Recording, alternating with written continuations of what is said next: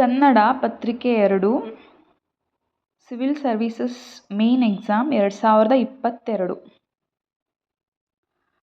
Section A, ಅದರಲ್ಲಿ ಪ್ರಶ್ನೆ ಸಂಖ್ಯೆ 1.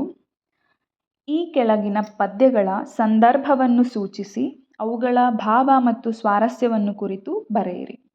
ಪ್ರತಿಯೊಂದು 150 ಪದಗಳ ಉತ್ತರ ಮಿತಿಯಲ್ಲಿ ಮತ್ತು ಪ್ರತಿಯೊಂದು ಉತ್ತರ 10 ಅಂಕಗಳನ್ನು ಹೊಂದಿರುತ್ತದೆ.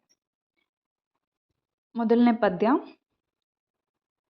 ಚಾಗದ ನನ್ನಿಯ ಕಲಿತನ ದಾಗರಮೆನೆ ನೆಗವ್ದಿಕರ್ಣ ನೊಡಲಿಂದೆಂತು ಪೋಗಲ್ಕರಿಯದೆ ಸಿರಿಕರ ಮಾಗಳ್ ಕವಿಕರ್ಣ ತಾಳ ಸಂಚಳೆಯಾದಳ್.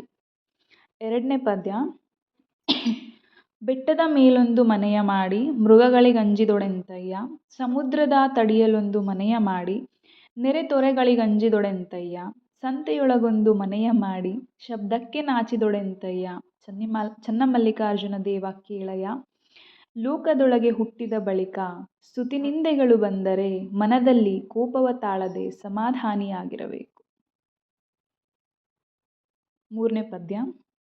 ನಡುನೀರ ನಡುವಿಂದೆ ಗಳಗಳನೆ ನಡೆತಂದು ಮಂದೆ ನಿಂದಿರೆ ಕಂಡು ಭಕ್ತ ಸಂಕುಳ ಮೆಲ್ಲ ಇಂದು ಶೇಖರನ ಶರಣರ್ಗೆ ಸರಿ ಇನ್ನಿಲ್ಲ, ಶರಣರ್ಗೆ ಸರಿಯಪ್ಪ ಹರಿಬೊಮ್ಮರೇನುಂಟೆ, ಶರಣರ್ಗೆ ಸರಿವಪ್ಪ ಸುರಪತಿಗಳೇನುಂಟೆ. ನಾಲ್ಕನೇ ಪದ್ಯ.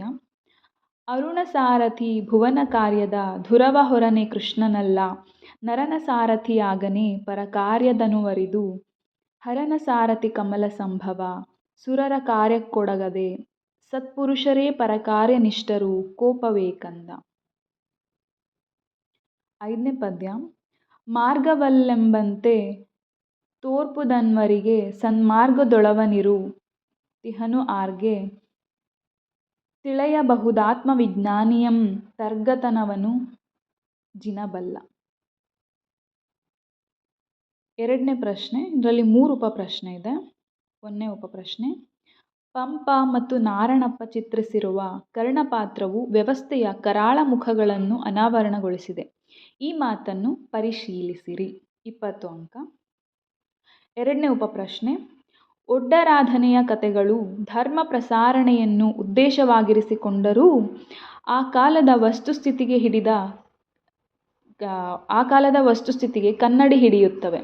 ಈ ಪಠ್ಯದ ಹಿನ್ನೆಲೆಯಲ್ಲಿ ಪರಿಶೀಲಿಸಿರಿ. 20 ಅಂಕ. ಮೂರನೇ ಉಪಪ್ರಶ್ನೆ. ಭೋಗ ಯೋಗಗಳ ಸಾಮರಸ್ಯವನ್ನು ಭರತೇಶ ವೈಭವದಲ್ಲಿ ಹೇಗೆ ಚಿತ್ರಿಸಲಾಗಿದೆ ವಿವರಿಸಿರಿ. 10 ಅಂಕ.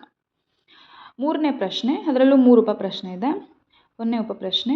ಧರ್ಮದ ಮುಖೇನ ಸಾಮಾಜಿಕ ಸಮಾನತೆಯನ್ನು ವಚನಕಾರರು ಪ್ರತಿಪಾದಿಸಿದರು. ಇದನ್ನು ವಚನಗಳ ಆಧಾರದಲ್ಲಿ ಚರ್ಚಿಸಿರಿ. 20 ಅಂಕ. ಎರಡನೇ ಉಪಪ್ರಶ್ನೆ.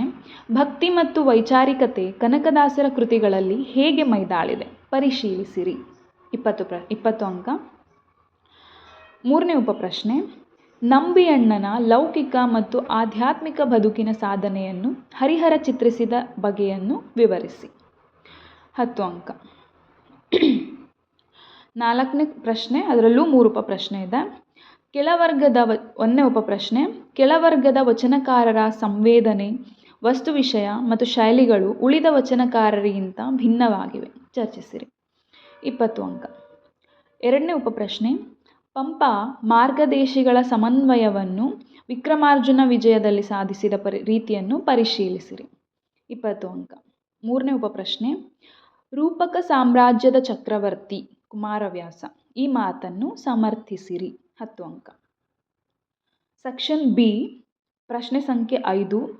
ಈ ಕೆಳಗಿನವುಗಳನ್ನು ಕುರಿತು ಟಿಪ್ಪಣಿ ಬರೆಯಿರಿ. 5 ಪ್ರಶ್ನೆ ಇದೆ. ಪ್ರತಿಯೊಂದಕ್ಕೂ 150 ಪದಗಳ ಮಿತಿಯಲ್ಲಿ ಉತ್ತರ ಇರಬೇಕು. ಪ್ರತಿ ಪ್ರಶ್ನೆನೂ 10 ಅಂಕಗಳಿಗೆ ಕೇಳುತ್ತಾರೆ. ಮೊದಲನೇ ಪ್ರಶ್ನೆ. ನವೋದಯ ಕಾವ್ಯದ ವೈಶಿಷ್ಟ್ಯವನ್ನು ಪರಿಚಯಿಸಿರಿ. ಎರಡನೇದು. ಒಡಲಾಳದ ಸಾಕವ್ವ ಪಾತ್ರವನ್ನು ಪರಿಶೀಲಿಸಿ. ಮೂರನೇದು. ಜನಪದ ಗೀತಾಂಜಲಿಯಲ್ಲಿ ಜನಪದರ ಆಶೋತ್ತರಗಳು ಹೇಗೆ ದಾಖಲಾಗಿವೆ ವಿವರಿಸಿ. ನಾಲ್ಕನೇ ಪ್ರಶ್ನೆ. ಜಾನಪದಗಳ ಸ್ವರೂಪ ಮತ್ತು ಅರ್ಥ ವಿವರಣೆ. 5ನೇ ಪ್ರಶ್ನೆ. ಗಿರೀಶ್ ಕಾರ್ನಾಡರ ತುಘಲಕ್ ನಾಟಕದಲ್ಲಿ ಆಧುನಿಕ ಸಂವೇದನೆ. ಪ್ರಶ್ನೆ ಸಂಖ್ಯೆ 6. ಇದರಲ್ಲಿ 3 ಉಪಪ್ರಶ್ನೆ ಇದೆ. ಒಂದನೇದು ದಲಿತ ಬಂಡಾಯ ಕಾವ್ಯದ ವಸ್ತು ಮತ್ತು ಧೋರಣೆಗಳನ್ನು ಪರಿಚಯಿಸಿರಿ.